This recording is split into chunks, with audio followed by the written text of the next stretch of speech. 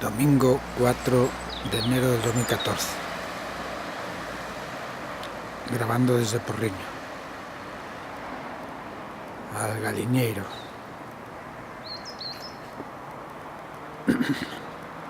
A las 7 de la tarde o 6:30.